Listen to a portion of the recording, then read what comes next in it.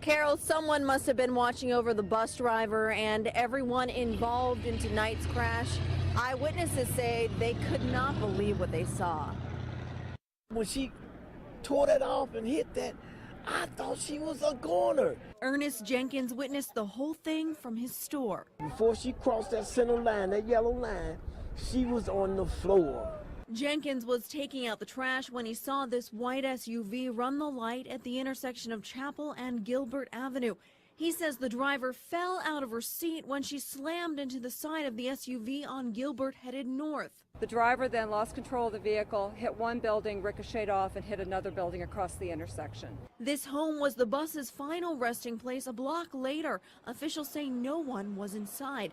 The home's foundation is being checked out to make sure it didn't shift. She was screaming, but we kept trying to tell people, don't move her. I mean, she was screaming, and then what I did, I looked around the bus to see if I smelled any gas leaks. The bus ripped the garage door off the front of the first building when it made impact, dragging it down the street. At this time of the day, as busy as this street is, she crossed over the yellow line to hit this building and then crossed back over to hit that and didn't hit another car. To me, is amazing. The bus was on its way back to the garage before the crash happened. Why no one else was on it? God was on her side.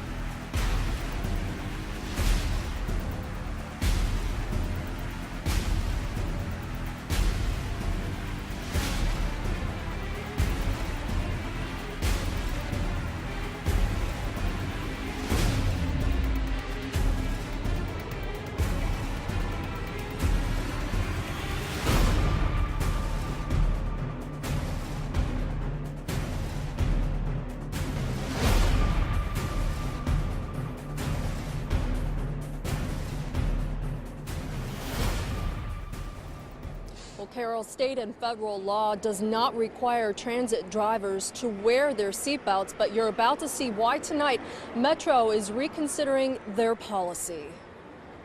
It's the end of the shift for this Metro bus driver. She's driving down Gilbert Avenue in Walnut Hills back to the bus barn. She crossed Chapel Avenue and couldn't see what happened next. A car pulled out onto Gilbert, striking the side of the bus. The collision forced the driver out of her seat, flat onto her back on the floor. With no one behind the wheel, the out-of-control bus crosses the double yellow line, misses a passing car, strikes a parking sign before crashing into an overhead door attached to an apartment building. Part of that debris crashed through the front windshield of the bus, shattering glass all over the unmanned steering wheel. If you take another look, you can see a pedestrian scrambling to get out of the way on the sidewalk. The bus didn't stop here. It continued dragging part of that door down Gilbert Avenue, just inches from striking a car heading across Lincoln Avenue. The bus driver tries to grab on again, only to slam back onto the floor when the bus struck the side of a home, finally coming to rest. As a result of this accident, Metro is now considering changing policy when it comes to seatbelts for their drivers. Our drivers are not required by law to wear seatbelts, and we have never forced them to do that, although it's strongly encouraged. But we're going back now and taking a look at that policy, at least to see if we ought to be revising it. And it really is remarkable when you look at all the near misses on that video. The bus driver was the only person that was injured. She suffered a broken leg. Now, this is what the building looks like tonight that was struck by that bus. You can see it's boarded up. The first floor was empty. There are apartments on the second floor. Cincinnati police did cite the driver in this accident, the driver that hit that Metro bus. Reporting live here in Walnut Hills, I'm Shannon Kettler. She is thankful but angry. The Metro bus driver who survived a horrific crash is talking only to 9 on your side tonight. We were the first to show you the extraordinary video of the bus as it flew out of control. A Walnut Hills building will soon be fixed, and so will Julian's Montgomery's broken leg.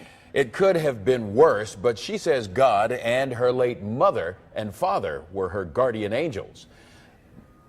The driver first saw these amazing images exclusively Wednesday night on 9 on Your Side. Got a better look today at the car that hit her bus and knocked her from the seat as the bus went out of control. As she recovers at home with her son Marvin, she'd like to talk to the car's driver, DeQuinn Greer. I just want to know, what was he thinking about? What was going on? Or was he paying attention? Or why? My son could have been without a mom. I do have an older daughter, but my son, that's the main, he could have been without a mother. Reporter Tom McKee spoke by phone with Greer, who agreed to an on-camera interview, but didn't show up at the agreed time and place. Greer, in fact, goes to court later this month on charges including driving with a suspended license and running a stop sign.